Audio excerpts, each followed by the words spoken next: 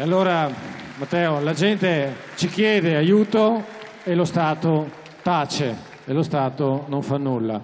E questo governo fa finta di niente. Noi invece... Tre cose che si possono fare urgentemente. Uno, la Lega la sta provando a portare a casa da 2 anni e mezzo, ma Renzi e il PD si oppongono. Cancellare dal codice penale un reato che non esiste, il reato di eccesso di legittima difesa. La legittima difesa è sempre e comunque legittima difesa, punto.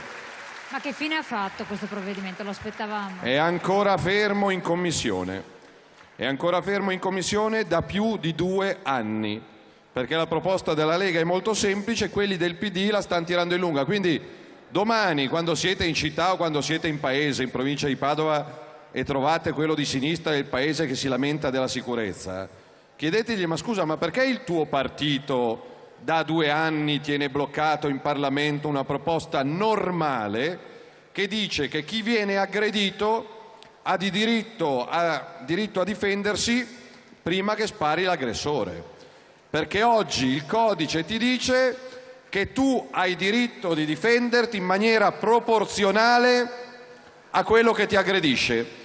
Quindi se stasera voi, tornando a casa, vi trovaste in cortile qualcuno a volto coperto, prima di reagire dovreste chiedergli: mi scusi buon uomo, lei vorrebbe spararmi? Avrebbe intenzione di accoltellarmi, di bastonarmi alle rotule, di addormentarmi? Perché se me lo dice io posso difendermi in maniera proporzionale alla sua violenza. Dal mio punto di vista, io stasera torno a casa, trovo uno mascherato nel cortile o nella camera di casa mia, mi muovo prima io, e se lui finisce male è un problema suo, perché evitava di entrare in casa mia mascherato di notte. Poi semmai glielo chiedo dopo. Dopo gli chiedo che intenzione aveva, ma dopo. Ho letto che questa settimana c'era sul Corriere, a Trento ne hanno arrestato uno, no, non ne hanno arrestato, ho sbagliato, perché in Italia non si arresta nessuno. Fermato. A Trento ne hanno fermato uno che ha fatto 4 rapine in 7 giorni ed era già stato fermato per 3 volte, quindi rapina 1 fermato, rapina 2 fermato, rapina 3 fermato, rapina 4 fermato. Se voi foste un delinquente, dove andreste a fare il rapinatore? In Svizzera? In Canada? In Austria? In Germania? Negli Stati Uniti? Ma vieni qua, perché se ti va bene non ti prendono, se proprio ti va male ti prendono ma non ti arrestano, a meno che, come è successo a Roma, io ho espresso la mia solidarietà, tu non fossi lì a difendere dei cittadini italiani che occupavano una casa popolare con un disabile e con un'anziana diabetica, e allora sì, se ti opponi allo sfratto e allo sgombero, lo Stato italiano ti mette in galera. A meno che tu non vada con un trattore camuffato da carro armato in piazza San Marco, allora sì che io ti arresto e ti metto in galera. A meno che tu non sventoli il bandierone della Serenissima, allora sì. Quindi non occorrono scienziati. 1. Cancellare l'articolo 52 del codice penale, la legittima difesa è sempre legittima difesa. 2. Difendere le nostre forze dell'ordine, far lavorare in maniera serena e tranquilla poliziotti, carabinieri, vigili del fuoco, agenti della polizia penitenziaria. 3. La certezza della pena. Quando la Lega ha lasciato il governo avevamo lasciato 400 milioni di euro per il piano carceri, per costruire 40 nuove galere, non ne hanno costruita neanche una, e visto che non c'è posto in galera liberano i delinquenti di anno in anno. E quindi certezza della pena, ti becco, stai in galera. Non voglio un paese di gente cattiva, voglio un paese giusto, dove chi sbaglia paga, e soprattutto se sei straniero e ti becco.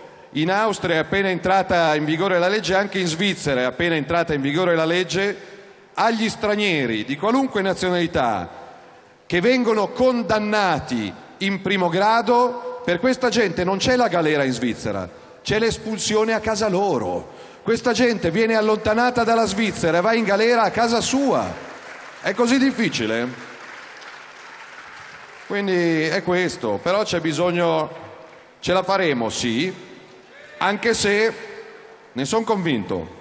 Però a stasera la verità dei fatti è che a stasera il primo partito in Italia, stando ai sondaggi, è ancora il PD di Renzi. Questa è la verità. Che il primo partito in Italia, stando ai sondaggi, se si votasse domani mattina, è il PD del ballista Matteo Renzi. Quindi bisogna fare in fretta, bisogna essere in tanti e la prima occasione per essere in tanti a cui vi aspetto è sabato 12 novembre a Firenze, perché dobbiamo andare a casa sua a dargli il preavviso di sfratto e di licenziamento. Dobbiamo riempire Firenze di veneti che dicono basta, a me di palle non ne racconti più. Allora, un'ultima cosa e poi io vado dal vignettista perché sono anche curiosa di capire che cosa ci farà vedere. Intanto però tantissimi reati sono stati depenalizzati, centinaia di cui non si è parlato assolutamente, quindi questo è un altro problema. Beh, in Italia funziona così, se non hai le galere togli il reato, quindi ormai il furto non è più un reato, ripeto, a meno che tu non sia un cittadino italiano che va a prendersi una bistecca al supermercato perché deve dar da mangiare ai suoi figli, e allora in quel caso magari ti metto anche in galera. C'era adesso la notizia di questi rom residenti nei campi rom in Piemonte e in Toscana. Dopo 12 anni è emerso che 22 persone hanno 6 milioni di euro sul conto in banca. E molte di queste persone hanno case popolari e sussidi comunali. Quindi ci vuole molto poco, lo faremo quando torniamo al governo. Campi rom, zero, rasi al suolo tutti dal primo all'ultimo, con le buone maniere.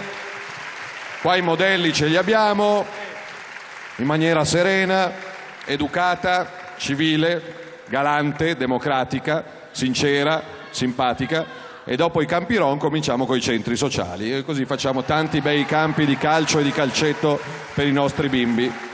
Segretario, resti con noi. Vediamo un attimo di commentare la vignetta di Crancic che ci ha preparato.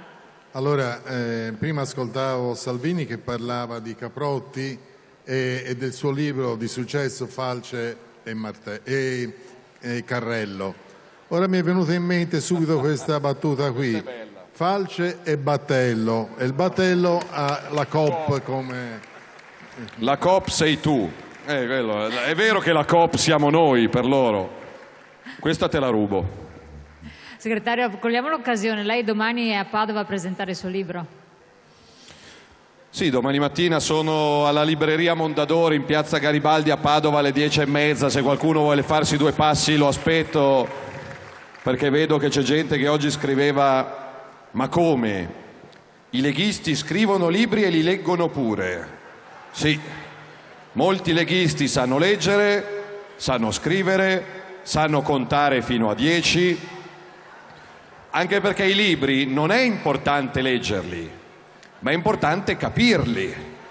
Perché pensa quanti libri ha letto Mario Monti per laurearsi alla Bocconi, ma che cosa ha capito di quello che ha letto per tanti anni? Quindi, quanti libri avrà letto Elsa Fornero? Un sacco di libri. La libreria di casa di Elsa Fornero probabilmente è grande come la metà degli appartamenti della gente che c'è seduta qua. Ma quanti ne avrà capiti dei libri di economia che ha letto? Quindi domani mattina volentieri a Padova alle 10:30 in Mondadori, poi alle 3 sarò a Codroipo in provincia di Udine, poi a Monfalcone in provincia di Gorizia e poi domani sera a Trieste per la festa della Lega Triestina, poi domenica mattina a Milano, poi lunedì a Roma, poi martedì a Strasburgo e poi vi porto in giro con me per il mondo, perché fino a che la Lega non vince io non mollo di un millimetro. Avete la mia promessa? Io non mi fermo. Io non mi fermo. Perché ho scritto un libro? Non ho scritto un libro per vedere la mia bella faccia in giro, anche perché la foto che ho messo in copertina sembra quella di un guerrigliero dell'ISIS, quindi non... Ma ho scritto un libro perché voi lo teneste, perché quando torneremo al governo, e torneremo al governo, non voglio fare la figura di Renzi. Perché anche Renzi ha scritto non 1, ma 3 libri. Io, la scorsa primavera, mi sono fatto del male da solo. Ho letto il primo libro di Renzi. Mi sembra che si intitolasse Fuori. E leggere oggi il libro che Renzi scrisse quando era sindaco di Firenze, in cui proponeva tutto quello che lui, se fosse stato al governo, avrebbe fatto, ti fa morire da ridere. Perché a leggere quello che lui 4 anni fa scriveva, la rivoluzione, cambio qua, cambio là, tutti via, meno tasse, meno immigrazione. Era sindaco, qua ci sono dei sindaci, lui disse il patto di stabilità è una follia, i sindaci devono poter spendere i soldi che hanno nei loro cassetti, non è possibile che Roma li blocchi, che Bruxelles li blocchi, è la burocrazia. Poi va al governo e cosa fa? Un cazzo. E quindi se uno rilegge il suo libro dice questo è un buffone. Quindi siccome io nel libro ho scritto quello che mi piacerebbe fare, però fare i libri all'opposizione è semplice, perché non comandi tu, alla prova dei fatti ci arrivi quando vai a comandare. E quindi siccome non voglio fare la figura del buffone come lui, l'ho messo nero su bianco perché quando torneremo al governo e tornassimo al Palageox e non facessimo quello che avevamo promesso, ciascuno di voi sarebbe titolato a prendermi a pernacchie. E quello che abbiamo scritto noi lo vogliamo fare. Via i prefetti che non servono un accidente, diamo ai sindaci i poteri di ordine pubblico. Una tassazione più giusta, copiata dal modello fiscale di 40 paesi al mondo. Il Veneto è circondato da paesi che fanno pagare al massimo il 20% di tasse, perché all'est, Romania, Albania, Ungheria, Repubblica Ceca, Polonia, Russia, hanno tutti la tassa unica che non supera il 20%. È chiaro che se uno deve fare impresa, cosa fa? Sta in Veneto a pagare il 60% o va oltre i confini a pagare il 20%? Ci sono miei amici che hanno chiuso l'azienda a Milano per andare in Bulgaria e mi dicono la Bulgaria è orribile, ma pago il 10% e se chiedo un rimborso IVA me lo danno a 90 giorni. E quindi io cosa faccio? Sto a farmi il fegato marcio in Italia a combattere con l'Agenzia delle Entrate, con Equitalia, con gli studi di settore, con la Guardia di Finanza, o chiudo baracche e burattini e vado in Bulgaria a pagare il 10%? Ma se noi applicassimo una tassazione unica in Italia per famiglie e imprese del 15%, siccome questo è il paese più bello del mondo, dove si mangia meglio, si beve meglio e si sta meglio, c'è la fila di imprenditori che chiudono altrove per venire a aprire in Veneto, per venire a aprire a Padova, in Lombardia, in Piemonte, in Emilia, in Romagna, pagare di meno ma pagare qua. E l'abbiamo documentato nel libro di come si può fare, quindi l'ho fatto per quello. E poi in democrazia dipende dai cittadini. Io non so, ad esempio, mi riempie di gioia il fatto che questo palazzetto sia pieno il venerdì sera. Non so cosa c'è in tele il venerdì sera. Cosa c'è in tele il venerdì sera? Il segreto. Cos'è il segreto? Il segreto, vabbè. Mascia e Orso. Evidentemente siete qua perché in televisione non c'era niente di meglio. No, scherzi a parte, abbiate un attimo di pazienza perché la nuova Rai di Renzi a ottobre vi porta 3 sorprese. Su Rai 1 Veltroni, su Rai 2 Santoro, su Rai 3 Gad Lerner. Quindi è l'apoteosi della bella informazione. Ve lo siete vista la fiction Lampedusa? Dai, vergogna. Ormai se non avete in tinello almeno un clandestino siete degli sfigati. Ormai chi non ha almeno una famiglia di clandestini sul pianerottolo di casa sua è un disgraziato. E fa niente se su quel pianerottolo ci sono 2 anziani padovani che non ce la fanno a tirare a fine mese, perché aiutare 2 anziani padovani non fa chic, diciamocelo. Che palle sti anziani padovani, cosa vogliono? C'hanno 75 anni, basta. Sai quant'è più bello aiutare un 20enne nordafricano che è sbarcato ieri mattina col telefonino ultimo modello, con le Nike e il cappellino? Questo per dire che io per i miei figli sogno un paese solidale, accogliente, generoso. Il Veneto è la patria, è una delle patrie mondiali del volontariato, della solidarietà, dell'aiuto al prossimo, però bisogna ristabilire un minimo di limiti, di regole, di rispetto. Per aiutare il resto del mondo, prima devi star bene coi tuoi familiari, coi tuoi parenti e coi tuoi vicini di casa. Prima di spalancare le porte del tuo paese al resto del mondo, devi aver certezza che nel tuo paese stiano bene i tuoi concittadini. E se devo pensare, l'ho scritto nel libro, a delle persone particolari che sono l'orgoglio non solo del Veneto, ma di buona parte d'Italia, penso al Corpo degli Alpini, che lo Stato italiano ha distrutto, ha massacrato, chiudendo caserme, chiudendo battaglioni, motivo per cui mi piacerebbe che nel paese che torneremo a governare, non 1 anno come feci io ai miei tempi, ma 6 mesi di servizio civile e servizio militare obbligatorio per le nostre ragazze e per i nostri ragazzi, per tornare a dare smalto al Corpo degli Alpini, penso che non ci starebbe male, anzi. Chiarissimo. Andrea. Allora, Matteo, adesso volevo presentarti un altro nostro amico, un amico della Gaetana, che verrà trasmessa domani e anche la prossima settimana su TV7. Alex Casen, un applauso, grazie. Editore di TV7, Canale 12, gruppo editoriale.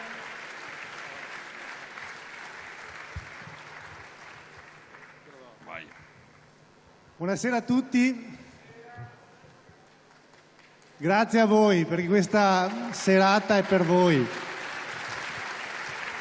È stata una preparazione fatta da Andrea enorme, in un periodo estivo anche concitato da tante cose, ma è venuta direi molto bene, no Andrea? Eccezionale, guardate che serata. Fate un bel applauso a chi fa veramente informazione locale, altro che la RAI e quei telegiornali, perché se non ci fossero le televisioni locali campa cavallo e l'erba non cresce più. È vero Matteo. Noi siamo TV7, siamo forse il più grosso gruppo editoriale del Nord-Est. Facciamo televisione, facciamo internet, facciamo social media, facciamo un mestiere difficile. Difficile non perché siamo qui la sera, siamo di mattina, siamo di notte, quella è la parte bella. Facciamo un mestiere difficile perché noi combattiamo contro un sistema che ci vuol far chiudere. Combattiamo contro un sistema che invece di aiutarci, perché noi saremo concessionari dello Stato, chi ci dà le frequenze cerca di farci chiudere.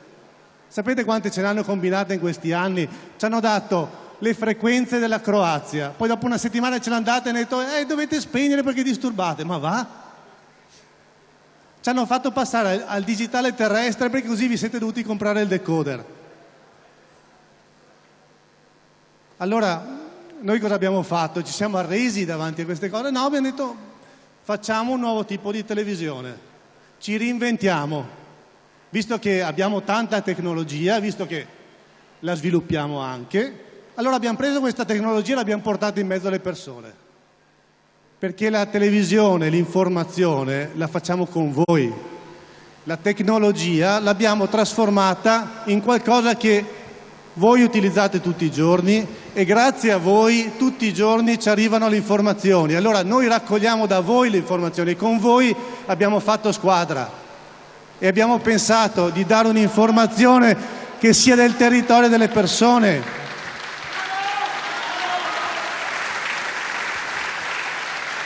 E allora questa informazione, che è l'informazione nostra, l'informazione delle famiglie, perché voi avete più occhi di qualsiasi giornalista e siete molto obiettivi. Questa informazione noi la prendiamo e la mettiamo in televisione tutti i giorni e facciamo format di sport, facciamo format di politica, facciamo format di informazione e cerchiamo di essere una vetrina per la politica, soprattutto quando è fatta bene, perché la politica deve rappresentarci. Gli amministratori, soprattutto quando sono dei buoni amministratori, devono avere spazio per raccontarci quello che fanno. Questi giorni, non so se avete visto sui giornali, si parla di industria 4.0, università 4.0. Ho sentito addirittura dire Lega 4.0. Allora noi abbiamo detto, bene, visto che quando parlano di 4.0, non so se lo sapete, intendono la quarta rivoluzione industriale, nessuno ha bene capito cosa sia ancora. Ma non l'hanno capito neanche loro. Allora noi facciamo invece la televisione 4.0, con la tecnologia e con le persone.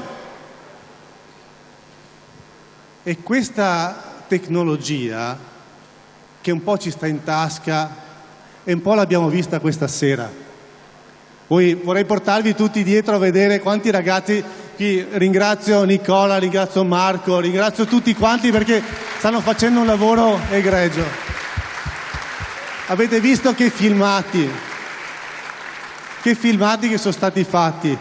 Andrea con Carlo hanno fatto un lavoro fantastico. Questa tecnologia è per voi, perché capiate e perché l'umanità che c'è dentro questi filmati arrivi un pochettino su questo palco e si possa condividere assieme, perché la tecnologia non serve a niente se non c'è un po' di umanità. Allora, dico a Matteo, questa umanità su questo palco, che ci ha raccontato anche delle storie drammatiche, che però mi hanno colpito questa sera perché ho sentito anche delle belle soluzioni. Ho sentito un po' di prospettiva. Io sono un papà di 2 bambine, io voglio prospettiva per le mie bambine. E non è pensabile che io sia obbligato a mandarle alla scuola inglese perché sia il ruotino di scorta, perché non lo so se avranno un lavoro in Italia. Allora, io dico a Matteo, facciamo questa Lega 4.0. Sì, lo faccio anch'io per i miei 2 figli. Ma voi sapete quanto costa alla RAI una delle 4 puntate della trasmissione che farà Walter Veltroni? 1 milione di euro. Io non so tu con 1 milione di euro quanto ci vai avanti. La trasmissione che faranno la sera di Capodanno da Matera costerà 1,5 milioni di euro. Noi come Lega abbiamo presentato l'emendamento quando questi fenomeni hanno messo il canone RAI in bolletta. Abbiamo chiesto che almeno il 10% fosse destinato all'emittenza locale, che spesso e volentieri, soprattutto in Veneto, in Lombardia e in Piemonte, fa effettivamente informazione locale, al di là del TG3 Veneto, TG3 Lombardia e quelle menate lì. Ovviamente ce l'hanno bocciato. Secondo me il canone RAI è una truffa senza senso e quindi è un'altra di quelle cose che dovremo fare quando andremo... Non l'abbiamo fatto in passato? Noi ci abbiamo provato per 20 anni. Mi è poi forse venuto il dubbio che non ci siamo riusciti, lo dico sottovoce, perché magari un nostro alleato di governo aveva convenienza a che ci fosse il duopolio RAI-Mediaset, che non ha fatto bene a nessuno, perché se voi oggi guardate il TG1 e il TG5, trovatemi la differenza fra il TG1 e il TG5. Per quanto mi riguarda, la RAI va privatizzata, messa sul mercato, ha 13.000 dipendenti. Una televisione con 13.000 dipendenti non c'è neanche al Polo Nord. Quindi se vuoi mantenere questi costi e questi standard, i soldi li prendi sul mercato e non li chiedi ai cittadini italiani. Se li aspettano da me i soldi del canone, fanno in tempo a morire, per quanto mi riguarda. Non privatizziamo e poi mettiamo sul mercato il servizio. Il 4.0. Ormai quando ti vogliono fregare usano le parole inglesi perché ormai i centri per immigrati non sono più centri per immigrati, sono hotspot. Hotspot. L'Europa ci chiede di fare degli hotspot e magari uno non sa cos'è, pensa che sia un McDonald's, un centro commerciale. Sì, è un centro commerciale di carne umana per migliaia di derelitti, di clandestini pronti a essere schiavi per 3 euro all'ora. Quindi anch'io voglio guardare al futuro, senza promesse mirabolanti. Non siamo qua a regalare 80 euro a nessuno. Non abbiamo 80 euro da regalare, anche perché poi se non li hai li devi chiedere indietro, come ha fatto il fenomeno che a 1,5 milioni di italiani ha chiesto indietro gli 80 euro in una soluzione unica. Abbiamo da promettere onestà, serietà e di lasciar fare ai veneti quello che hanno sempre fatto: lavorare. Prima ho trovato 2 persone che mi hanno detto: io dallo Stato non chiedo soldi, chiedo che non mi rompa le palle e che mi lasci lavorare. Mi lasci studiare, lasci fare impresa, mi lasci fare ricerca, mi lasci studiare. Quindi il mio Stato è uno Stato che fa poche cose e le fa bene, fa il minimo indispensabile, affronta senza ipocrisia certi problemi. In Parlamento, parlando di figli, adesso arriva una legge demenziale che vorrebbe prevedere la legalizzazione di alcune droghe, e io finché campo dirò di no, perché non esiste la droga che fa bene o la droga che fa male, esiste la droga, punto, e non penso che sia il caso di ragionare di mettere in mano a ragazzini robe che fa male.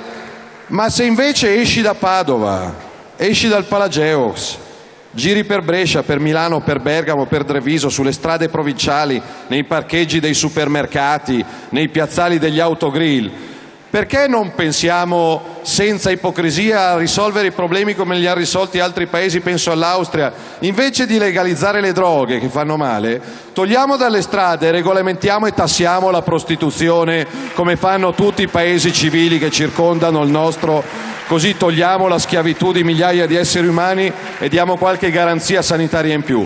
Perché non si fa? Perché c'è l'ipocrisia, perché c'è il Vaticano, perché c'è pim pum pam. Io voglio lasciare ai miei figli un paese un pochino più normale, non un Bengodi. E chiudo con questa riflessione che mi fa venire voglia di combattere. Io ricordo i miei nonni, non ci sono più, ho avuto la fortuna di conoscerli tutti e 4, i miei nonni, una di Modena, una di Mantova e i 2 nonni di Milano. E siccome i miei genitori lavoravano, ho passato gran parte della mia infanzia coi nonni, come molti di voi. Il pomeriggio delle scuole elementari, il pomeriggio delle scuole medie, anche al liceo uscivi all'1, andavi a pranzo dalla nonna e dal nonno, le vacanze estive neanche dirlo, i genitori se riuscivano si facevano 15 giorni di vacanza e tu eri a piedi da giugno a settembre e quindi o andavi all'oratorio o andavi al campo scout, però ti facevi 1 o 2 mesi coi nonni. E i miei nonni si facevano un mazzo così. Anche loro, uno aveva una 128 e l'altro un Alfa Sud, me li ricordo, una 128 verde orribile, però lavora, hanno lasciato ai miei genitori, i genitori di mio padre la casetta al mare, i genitori di mia madre la casetta in montagna, dopo una vita di sacrifici, poche vacanze, tanto lavoro, però faceva parte del loro intendere la vita lasciare ai loro figli qualcosa di concreto, che una volta morti rimanesse. E quindi i miei nonni hanno lasciato ai loro figli la casetta al mare e la casetta in montagna. I miei genitori, che adesso sono in pensione, sono riusciti a schivare l'infame Fornero per un po' e quindi ce l'hanno fatta ad arrivare all'agognata pensione. Anche loro, dopo una vita di lavoro, la casa di Milano dove vivono loro e dove vive mia sorella l'hanno comprata, e quindi lasciano i loro figli, in aggiunta a quello che hanno lasciato i nonni, poi il bilocale, non stiamo parlando della villona, il bilocale di qua e il bilocale di là. Oggi la nostra generazione, chi oggi ha 30 o 40 anni, sta mettendo via qualcosa per lasciare qualcosa ai suoi figli o sta vendendo quello che gli avevano lasciato i loro genitori e i loro nonni perché altrimenti non ce la fanno a tirare a fine mese? E stanno andando a svendere, perché ormai devi svendere, non vendere, e non funziona. Se sono i giovani che devono mettere mano al patrimonio dei loro nonni, vuol dire che il mondo va al contrario. È questo. Quindi a me piacerebbe far ripartire l'economia, far ripartire l'entusiasmo. Se uno vuole andare all'estero a lavorare, se i tuoi figli vorranno andare in Inghilterra a lavorare, ci andranno, ma se vorranno rimanere a Padova, rimarranno a Padova. e questo vale per i diritti. Ho letto qualche articolo del Mattino di Padova. Madonna, mi sono cadute le palle, con tutto il rispetto del Mattino di Padova. Non lo può dire il segretario provinciale. Un'informazione corretta, sto scherzando, quasi. Ma vale il Corriere della Sera, vale Repubblica, quindi normalità, libertà di informazione, libertà di parola, libertà di lavoro, libertà di famiglia, libertà di lavorare, libertà di essere quello che siamo sempre stati. Non essere schiavi. Torno a quello che diceva Luca. Il 4 dicembre non è un referendum, non è il referendum sulle trivelle. Sì, vabbè, vince il sì, vince il no, vince il forse, non mi cambia la vita. Il 4 dicembre ci sono due modi di intendere il futuro diversi. Se vince il sì, tutto quello che è libertà di scelta, autonomia locale, libera scelta dei comuni, la sanità delle regioni, l'uveite di cui parlava il signore della provincia di Verona prima, sparisce tutto. Decide solo lo Stato e lo Stato è servo di Bruxelles. E quindi noi non potremo mai dire nulla su quello che arriva da Bruxelles, da Strasburgo, da Berlino, da Francoforte. Il no è un no di speranza, è un no di orgoglio, è un no di futuro. Siamo uomini liberi, sì o no? Se siamo uomini liberi, vogliamo decidere noi per i nostri figli in casa nostra? Quindi il 4 dicembre chi non va a votare aiuta Renzi e aiuta il sì, aiuta le Confindustrie, aiuta i banchieri, aiuta i finanzieri, aiuta quella gentaglia là. Quindi rendiamoci conto che c'è in ballo il futuro dei nostri figli, perché altrimenti noi ci potremmo trovare qua al Palageus per altre 18 volte, ma se ci teniamo questi politici qua, fra 2 o 3 anni, per Padova, con un sindaco bravissimo, con un'informazione locale in gambissima, con un segretario bravissimo e con Luca Zaia in regione, quanti padovani ci saranno in giro per Padova fra 2 o 3 anni? Quanti italiani ci saranno a portare avanti le nostre aziende fra 3 o 4 anni? L'anno scorso sono scappati dall'Italia per andare a lavorare all'estero 107.000 cittadini italiani. In 107.000 l'anno scorso hanno lasciato la carta di identità italiana e sono andati all'estero per lavorare 107.000 e in cambio ne sono sbarcati 150.000. Quindi se ogni anno ne perdi 100.000 che vanno a fare l'infermiere, l'avvocato, il cuoco, il cameriere, il manovale, il camionista, ne perdi 100.000 e in cambio te ne porti in casa 150.000 di quelli che sono qua a sfruttarti come parassiti, fra poco è finita. Tener duro, io non mollo, viva la Lega, viva Padova e grazie per quello che farete. Grazie Contate su di Matteo. me. Adesso vorrei chiamare qui sul palco. Alex Case. Matteo, vieni qua. Vediamo qui, vicini. Chantal, vieni anche tu. Grazie, grazie. Matteo, vieni. Ne hai fatta un'altra? Ne hai fatta un'altra? No, è quella di Bitonci. Bella questa. Beh, Andrea, ringraziamo anche Alfio Crancic che sì, ci ha certo. Alfio, eccolo qua. Alfio Crancic poi, magari dopo che avrà mangiato e bevuto, sarà anche lì vicino sulla destra al palco per firmare le sue vignette. Potranno essere quindi distribuite con un suo autografo. Beh, Matteo, allora questa è la prima edizione della Gaetana. 15 anni più o meno, su e giù, che non veniva fatta nessuna festa. Abbiamo voluto fare in questo modo. Io qui sul palco ho sentito anche un po' di cuore questa sera e ho sentito un po' di cuore anche da voi e ho sentito molto cuore da chi ha lavorato questa sera, da chi ha lavorato in tutti questi mesi, perché è da mesi che lavoriamo su questo progetto, perché la Lega è comunità, è squadra. E allora ovviamente grazie a tutti quelli che hanno lavorato, grazie a Carlo, grazie a Gioele e grazie a tutta la squadra Dico i loro due nomi perché a casa loro fino alle 3 di notte ci siamo trovati anche ultimamente per finire alcuni pezzi di questa serata. Però vi ricordo che la Gaetana domani mattina, e quindi questa notte e domani mattina, gira ancora per la città, perché domani mattina saremo in piazza Insurrezione con Matteo, con il libro, quindi andiamo lì, venite con noi e ancora chiuderemo domani sera anche qui alle 19 con un'altra edizione, con nuovi ospiti, parleremo di referendum, parleremo di sicurezza assieme ad altri importanti nostri amici della Lega e non solo, perché questa edizione, a differenza di tutte le altre, è anche un motivo e un modo di confronto. Quindi vi ringrazio e vi aspetto anche domani.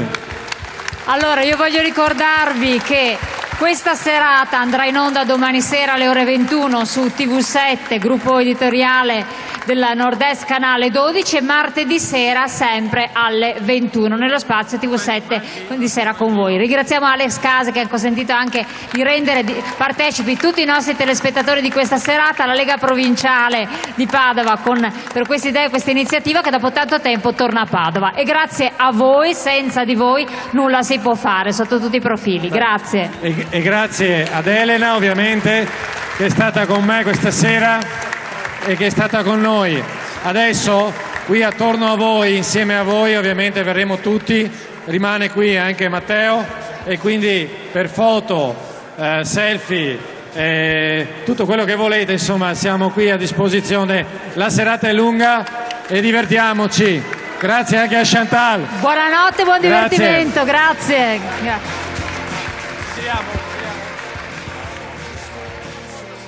Da una foto di gruppo.